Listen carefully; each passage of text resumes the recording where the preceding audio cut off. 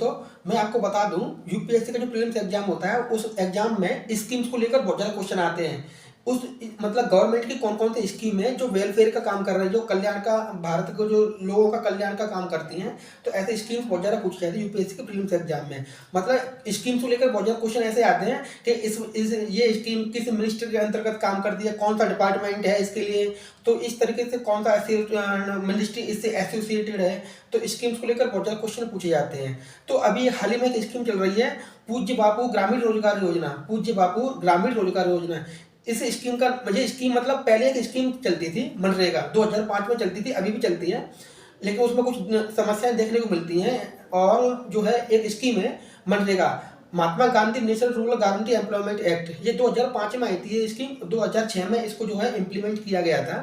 तो इस स्कीम का नाम चेंज कर दिया गया है। अभी इंपॉर्टेंट है, एग्जाम के पर्सपेक्टिव से बहुत इंपॉर्टेंट है, आ सकती है अगले वाले एग्जाम में जो 2026 में जो प्रीलिम्स होगा उसमें ये क्वेश्चन पूछा जा सकता है। तो स्कीम्स को लेकर बहुत ज़्यादा अवेयर रहना आप लोग, क्योंकि अवेयर रहोगे तो स्कीम्स के बहुत ज़्यादा क्वेश्चन आते हैं। तो मैं बताऊं, मनरेगा का नाम चेंज कर दिया गया है और अभी कर दिया गया है पूज्य बापू ग्रामीण रोजगार योजना। ये स्कीम जो है सेंट्रली स्पॉन्सर्ड स्कीम है। ये कैसी स्कीम है? सेंट्रली स्पॉन्सर्ड स्कीम है। मतलब स्टेट का भी फंडिंग होगा और स्टेट का भी फंड होगा, मतलब सेंट्रल का भी फंडिंग होगा और स्टेट का भी फंडिंग होगा। तो सेंट्रल कितना करेगी? 60% सेंट्रल गवर्नमेंट करेगी, स्टेट गवर्नमेंट करेगी 40%। तो इसका नाम चेंज कर दिया गया है और 2005 में ये स्कीम आई थी। इसके अलावा जो है मंत्रालय की बात करूं तो मंत्रालय कौन सा काम करेगा इसके अंदर?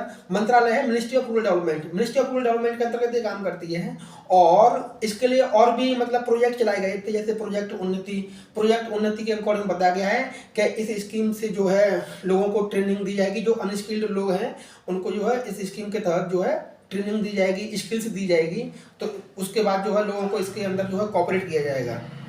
तो मनरेगा जो स्कीम है उसमें बताया गया था कि जो लोग अनस्किल्ड पर्सन है, अनस्किल्ड लेबर है, उनको 100 दिन का रोजगार मिलेगा और उसके अकॉर्डिंग जो है वेजेस मिलेंगे, वेतन भत्ते मिलेंगे। तो ये स्कीम हमारे वेलफेयर के लिए काम आती है और मिनिस्ट्री ऑफ रूरल डेवलपमेंट के अंतर्गत काम करती है। प्रोजेक्ट उन्नति है जिसके अंदर जो है स्किल्स दी जाएगी लोगों को, अनस्किल्ड वर्कर्स को।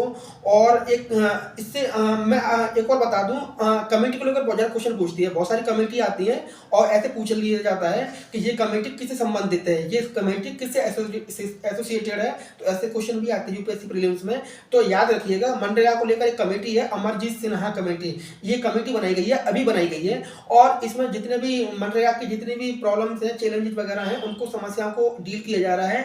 और आर्टिकल 40 ये कहता है कि ग्राम पंचायत को ये काम दिया गया है कि जो स्कीम वगैरह होती है उनको जो है इंटीग्रेट करके लोगों तक पहुंचा दिया जाए। आर्टिकल 40 कहता है। आर्टिकल 41 भी कहता है कि जो ओल्ड एज लोग हैं और जो सिकनेस है, जो बीमार व्यक्ति हैं, उन लोगों को जो है किसी भी तरीके से वेलफेयर का जो है फाइनेंशियल असिस्टेंस जो है प्रोवाइड किया जाए। आर्टिकल 41 ये बात कहता है। तो डीपीएसपी के बहुत सारे आर्टिकल्स ऐसे हैं जो कि वेलफेयर के बारे में बातें करते हैं।